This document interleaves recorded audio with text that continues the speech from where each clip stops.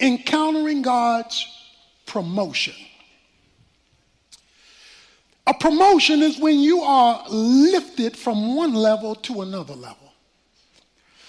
Many of you know what it is to be promoted in your job, or to be promoted in your experience, or to be promoted from the JV to the varsity team, to go through things that lift you to a higher level. In our story today from Daniel chapter 3, a promotion is going to take place. Meshach, Shadrach, and Abednego, they are going to experience a promotion. But it will not come without a trial. They're going to encounter God in a bad situation. Now, some of the things I am going to say from this passage will not feel right and will not be comfortable. But that's okay, because the more uncomfortable it is, the better possibility for a divine encounter. Let's start with the backdrop of the story. Meshach, Shadrach, and Abednego find themselves working in a secular culture. They're in Babylon. Babylon is an evil, pagan, and idolatrous country. Because of Israel's sin, God told Babylon to invade Israel, and they brought out many of the young people back into Babylon to live and to work. Daniel, along with the 3 Hebrew boys, are part of the group that was brought from Israel to Babylon, and now they have to live their life and do their work in a non-Christian environment. Many of you tomorrow will go to work in a pagan environment, where the people you work for and the people you work with do not share your Christian worldview. They do not believe what you believe. They do not act like you act. They do not walk like you walk. They do not talk like you talk. But that's the world you live in, because you have to provide for yourself, for your family, and you will find yourself in an unrighteous environment. That was the 3 Hebrew boys. They found themselves working for the federal government because they were administrators in the regime of Nebuchadnezzar, who was the governing head of Babylon. So they were government employees working for a pagan government. They were sent to a Babylonian school, it says in chapter 1. It says that they were indoctrinated with Babylonian thinking. It says they were even given a Babylonian name after the name of a Babylonian god. So the culture was trying to de-Israelize them and pro-Babylonize them, trying to take their mindset from the rearing of their faith to the raising of the culture. And so you and I, like the 3 Hebrew boys, are caught in a cultural tension. How we were raised and what we're taught to believe, and where we have to live and earn our money. Where we have to live and function, or the people we have to be around, because that's the nature of the job in which we're situated. How do you be Christian when the environment you're in doesn't support your Christianity? So that's the situation, that's the circumstance that they find themselves in. Well, something happens in the beginning of the chapter 3. Nebuchadnezzar, the head of Babylon, develops a theo-ego. Theo is God. Ego is your mindset. He developed a God mentality. He deified himself. It goes on to say, in the first 9 verses, you'll see 7 times discussion about this image he built to himself. He builds a statue to honor him, 90 feet tall and 9 feet wide. He not only builds a statue, he comes up with a law. The law says that everybody is supposed to bow to the statue of Nebuchadnezzar. He calls all of his leaders together and he says, I want you all to bow. And then he gives a warning in verse 6. Whoever does not fall down and worship shall immediately be cast into the midst of a furnace of blazing fire. Okay, watch this. Now, the issue revolves around one thing. Who you going to worship? It says he built a statue and he says you are to worship before the statue. At the heart of the Bible, from Genesis to Revelation, is this issue of idolatry. For those who may not remember the definition of an idol is any noun, person, place, thing, or thought that becomes your source. So any person, place, thing, or thought that becomes your source has now become your God. Anything that competes with the God of the Bible as the thing you ultimately look to as your source is your God, no matter whether you call it your God or not. You and I live in a culture that not only wants our work, they want our worship. Because they often ask us to compromise biblical values in order to be accepted or in order to be promoted. So Shadrach, Meshach, and Abednego found themselves in a dilemma, and their career was on the line. While all of this is taking place, racism reared its ugly head. A racial dilemma takes place because verse 8 says, for this reason at that time certain Chaldeans came forth and brought charges against the Jews. So some Babylonians brought charges against the Jews. They didn't like the Jews. They didn't want the Jews working at the company. And the reason they didn't like the Jews is, one, they were Jewish, and two, they brought their faith to work. See, they knew they were followers of God. So let me ask you a question. If you were accused of being a Christian on your job, would there be enough evidence to convict you? Or would you be found innocent of all charges? Because your faith is very vague. You know it, but nobody else does. They were clearly followers of God, and they were Jewish. They could not condemn them because of their work, so they had to condemn them because of their faith. So these three Hebrew boys find themselves on a dilemma because now the Babylonians who work with them, their co-workers, come and say and play politics. You know how politics is in the office. They come and play politics. They said, oh, Nebuchadnezzar, you got these Jewish guys here and they won't bow. Oh, they come to work, they do their job, but you told them to bow to the company. And they're not bowing to the company. They're not submitting to the authority of the company. So Nebuchadnezzar, when he finds out this minority group would not bow, he said, bring them here. Verse 13, bring me Shadrach and Abednego here. And in verses 14 and 15, he says, I'm going to give y'all another chance.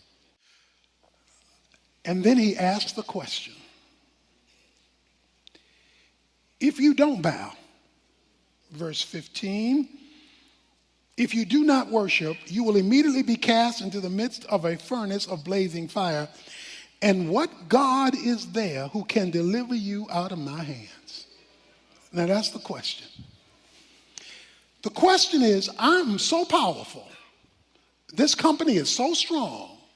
This government is so much in control that if I fire you, you will be fired. And you don't know anybody who can overrule my decision because I'm the man.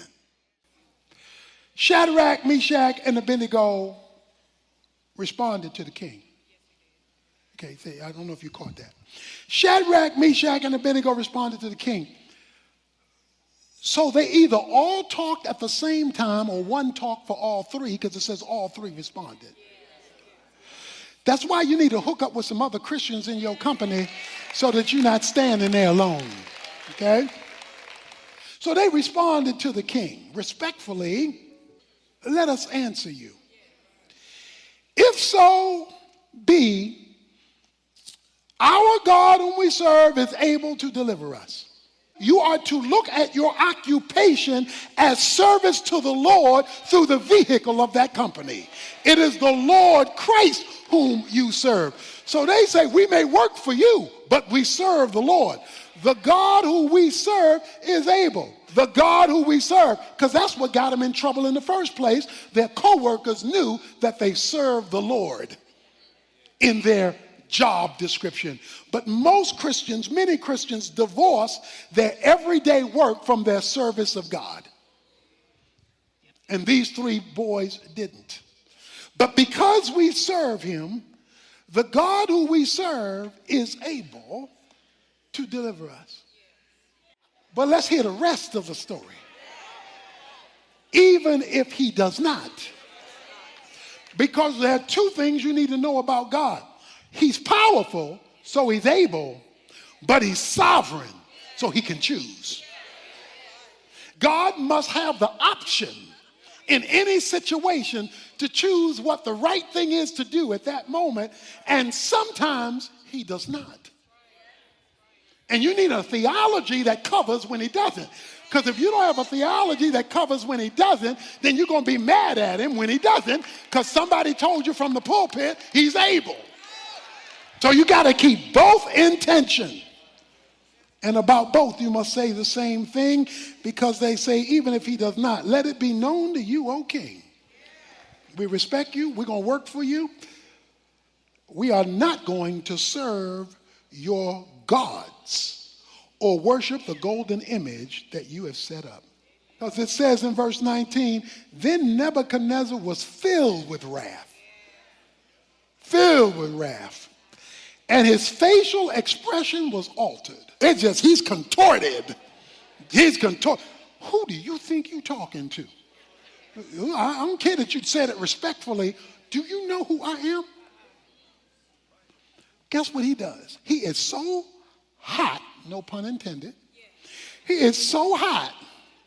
He gave orders in verse 18 to heat the furnace 7 times more than it was already heated. This is like your boss saying to you, look, if you don't do this, not only will I fire you, I will see that you never work in this kind of business ever again. I'm the man. You talking about you not going to bow because you got some other spiritual commitment. So the men who brought them to the furnace was so hot, it burned them up. The Bible says the men who brought them got burned up. That's how hot it was. They tied him up in verse 23 and threw him into the midst of the furnace, still tied up. So they tied up their hands, tied up their feet, and threw them in. God didn't deliver them from the furnace. He let them get fired. But something happens. Verse 24, then Nebuchadnezzar the king was astounded, and he stood up in haste. He said to his high officials, was it not 3 men we cast bound into the midst of the fire? Come on now, help me with my math. Wasn't it 1, 2, 3, Meshach, Shadrach, and Abednego? They replied to the king, well, certainly, king, we put 3 guys in there. He said, well, come here. Look through this glass. Look, verse 25. I see 4 men loosed and walking around in the midst of the fire without harm, and the appearance of the 4th is like a son of the gods. Okay, see, you could preach right here. He says, we put in 3, right? Yeah, we put in 3. Well, how come, and we tied them up, right? Yeah, we tied them up, okay. Well, why am I seeing 4? So if we put in 3, why 4? And how they walking around when we tied them up. No, nobody burnt, nobody. Okay, watch this. Sometimes when God wants to give you an encounter with him, sometimes he takes you out of it. Sometimes he delivers you from it. Sometimes you don't have to worry about it. But sometimes he wants to take you through it or join you in it, not deliver you from it. Sometimes he wants you to see what it's like when you're in the fire and not being burned by the fire. You're in the bad situation at work and he's working right beside you. He says, I see four, and the fourth one I see looks like somebody straight from heaven. Sometimes heaven wants to join you in a bad situation without taking you out of it. He just gonna join you in it. But whether he takes you from it or joins you in it, you have an encounter with the living God, because you're supposed to be all shook up, all tied up, all screaming and hollering and worried and depressed. And here you are walking around the fire. Here you are strutting around the fire. Here you are moving around the fire. They messing with you at work and you still walking. They criticizing you at work and you still praising. They're making it hard for you and you still getting it on. Why? Because you know you're not by yourself.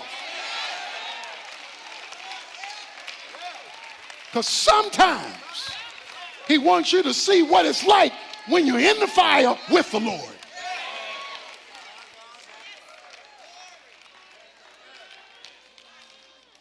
Why? Why, God? Why are you going to do this? Look, I need to walk with you. I need to walk with you. Walk with me. I want you to turn to 1 Peter. I want to walk you through a series of scriptures.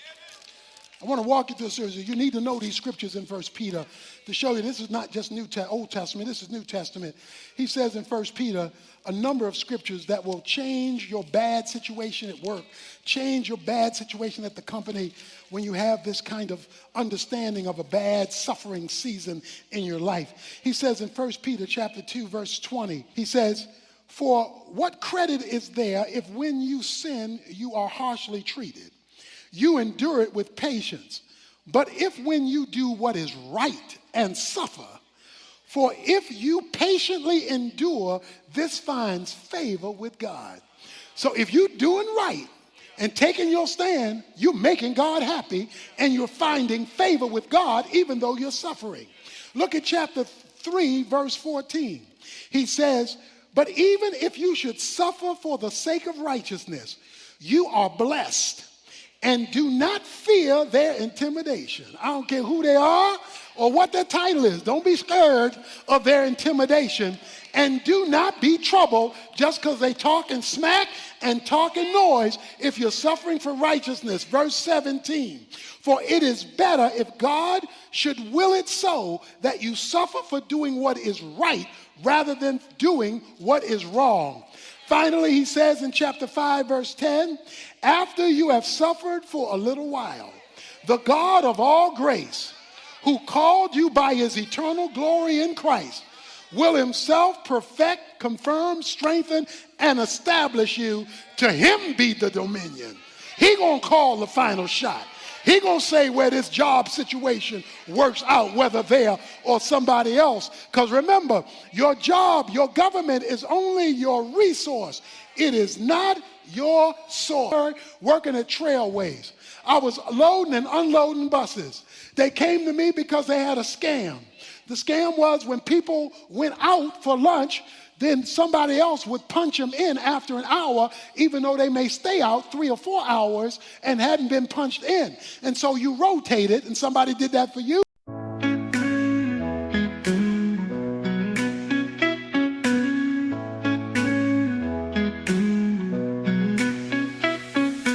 Sunrise, sky so bright, dancing in the light. Life's a roller coaster ride. Hands up, just hold on tight. Paint my dreams in pink. Don't overthink.